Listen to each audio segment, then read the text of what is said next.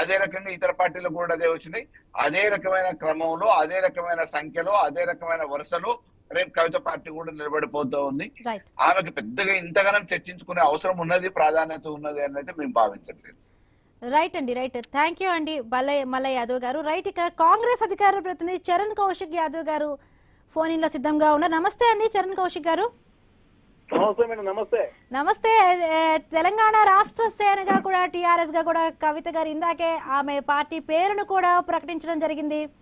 So ఎట్లా దీన్ని చూస్తున్నారో, టీఆర్ఎస్ పేరుతో ఒక సెంటిమెంట్ ని మళ్ళీ టచ్ చేసే ప్రయత్నంగా కూడా దీన్ని అర్థం చేసుకోవాలా? చాలా వరకు కూడా 3 పార్టీలను కూడా ఒక రకంగా కూడా టార్గెటెడ్ గా కూడా మాట్లాడారు. అటు కాంగ్రెస్ పార్టీని, బీఆర్ఎస్ పార్టీని, బీజేపీని, ఎక్కువగా కూడా బీఆర్ఎస్ పార్టీని విమర్శించిన పరిస్థితి. సో ఏ విధంగా చూస్తున్నారు కవిత గారి పార్టీని? అంటే సెంటిమెంట్ మీద రాజకీయాలు చేయాలని చెప్పేసి కల్వకుంట్ల కవిత గారు భావిస్తున్నట్టు చాలా స్పష్టంగా కనపడతా ఉంది. ఏదేమైనప్పటికీ కూడా తెలంగాణ రాష్ట్ర సేన అని చెప్పేసి కల్వకుంట్ల కవిత గారు పార్టీ పెట్టారు.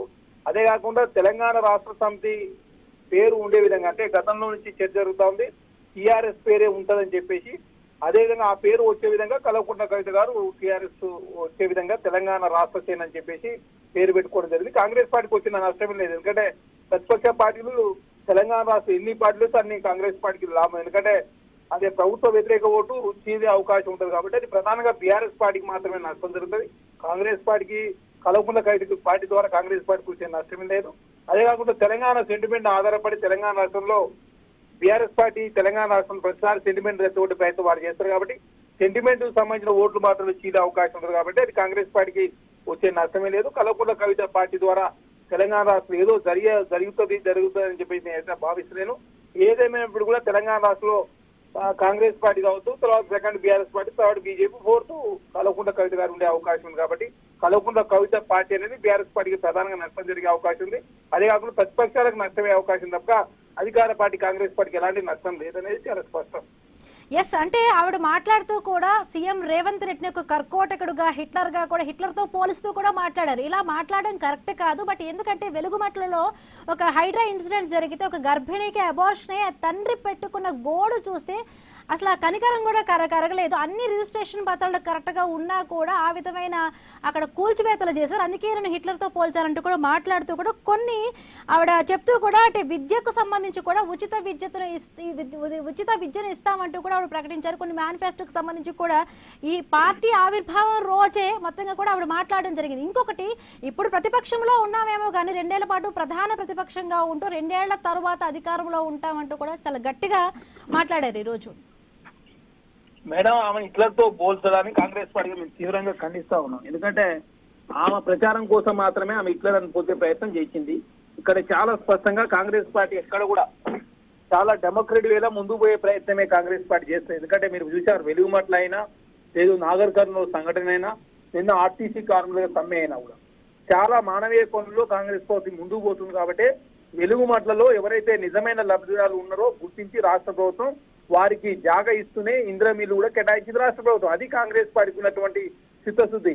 ఎప్పుడు కూడా పేద వర్గాలకు నష్టమే పనులు కాంగ్రెస్ ప్రభుత్వం ఎక్కడ చేయదనేది వెలుగుమట్ల సంఘటన నిదర్శనం. అదేగా తెలంగాణ రాష్ట్రంలో ఇంద్రమిల్లు ఇచ్చే ప్రయత్నం కూడా కాంగ్రెస్ ప్రభుత్వం చేస్తారు. ప్రతి నియోజకవర్గాన్ని 3,500 ఇల్లు, అదే కాకుండా సన్న బియ్యం కావచ్చు, రేషన్ కార్డులు కావచ్చు, 1,00,000 పెన్షన్లు కావచ్చు, మహిళలను కోటీశ్వరులు చేసే లక్ష్యంతో 57,000 కోట్ల రూపాయలు వడ్డీ లేని రుణాలు కావచ్చు.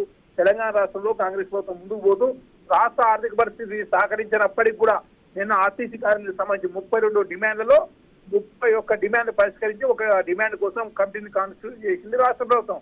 కాబట్టి కాంగ్రెస్ పార్టీతో బీఆర్ఎస్ పార్టీతో భారతీయ జనతా పార్టీ కల్వకుంట్ల కవిత గారు కోరిక గారు రేవంత్ రెడ్డి గారిని ఇతరులతో పోతున్నా కాంగ్రెస్ పార్టీ తీవ్రంగా ఖండిస్తాం. ఇట్లాంటి వ్యాఖ్యలు చేస్తేనే నాకు మీడియా అటెన్షన్ ఉంటుంది, తెలంగాణ సమాజం నన్ను గుర్తిస్తారని చెప్పేసి కల్వకుంట్ల కవిత గారు అట్లాంటి వ్యాఖ్యలు చేసినా కనపడతా ఉంది. కాబట్టి కాంగ్రెస్ పార్టీ ఎప్పుడు కూడా చాలా ప్రజాస్వామ్యబద్ధంగా డెమోక్రటిక్ లో, అదేవిధంగా ప్రజలు మేలే పనులు తప్ప కీడే పనులు కాంగ్రెస్ ప్రభుత్వం చేయదు.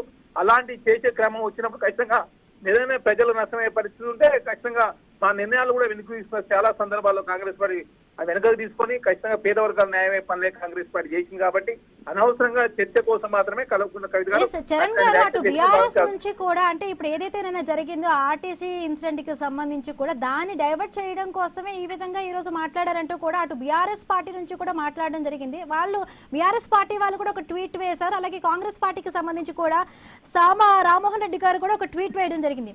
సో ఈ మొత్తంగా కవిత గారి ప్రెస్ మీట్ మొత్తంగా ఆ పార్టీ ఆవిర్భావానికి సంబంధించి ఇలా మాట్లాడారు లేదో ఇద్దరు కూడా టార్గెటెడ్ గా కూడా పోటాపోటీగా కూడా ఈ ట్వీట్లు వదలడాన్ని ఎట్లా ఇప్పటి నుంచే కూడా ఒక ప్రధాన ప్రతిపక్షంగా కూడా చూస్తున్నట్టుగా అనిపిస్తోంది.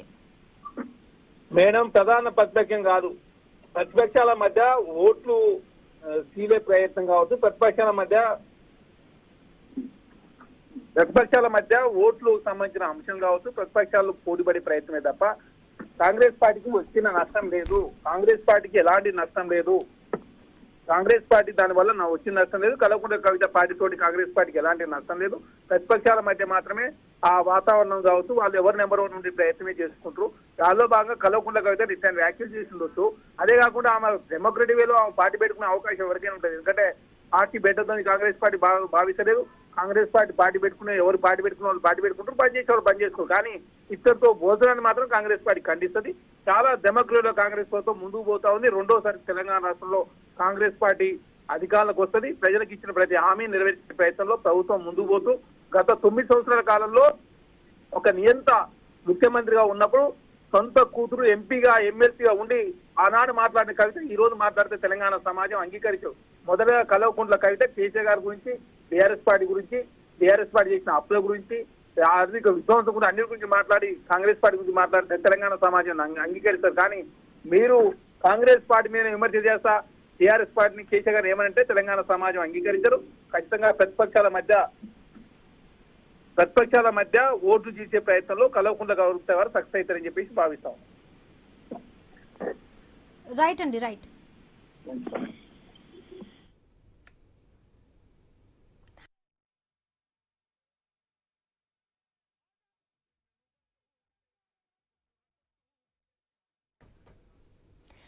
తెలంగాణలో మరొక కొత్త పార్టీ పురుడు పోసుకుంది. కొంతకాలంగా పార్టీతో వస్తున్నా అంటూ చెప్పుకొచ్చిన మాజీ సీఎం కేసీఆర్ కూతురు కొత్త పార్టీని ప్రారంభించారు. ఇప్పటికే తెలంగాణలో ప్రధానంగా అధికార పార్టీ కాంగ్రెస్ తో పాటు విపక్షంలో బీఆర్ఎస్, బీజేపీలు ఉన్నాయి. ఇక లెఫ్ట్ పార్టీలు కూడా ప్రజల పక్షాన పోరాటం చేస్తూ ఉన్నాయి. ఇప్పుడు కవిత ఆధ్వర్యంలో మళ్ళీ టీఆర్ఎస్ పేరుతో కొత్త పార్టీ ప్రజల ముందుకు వచ్చింది. గతంలో తెలంగాణ రాష్ట్ర సమితి పేరుతో ఉద్యమాన్ని ఉవ్వెత్తున తీసుకువెళ్లిన కేసీఆర్ స్వరాష్ట్రాన్ని సాధించుకున్నారు. దీంతో టీఆర్ఎస్ అంటే తెలంగాణ రాష్ట్రంగా ముద్రపడిపోయింది. అలా 2 సార్లు కేసీఆర్ ఆధ్వర్యంలో టీఆర్ఎస్ అధికారంలోకి వచ్చింది. ఆ తర్వాత టీఆర్ఎస్ ను దేశవ్యాప్తంగా తీసుకువెళ్లేందుకు బీఆర్ఎస్ పేరుగా మార్చారు. 2023లో జరిగిన అసెంబ్లీ ఎన్నికల్లో బీఆర్ఎస్ ఓటమి పాలైంది.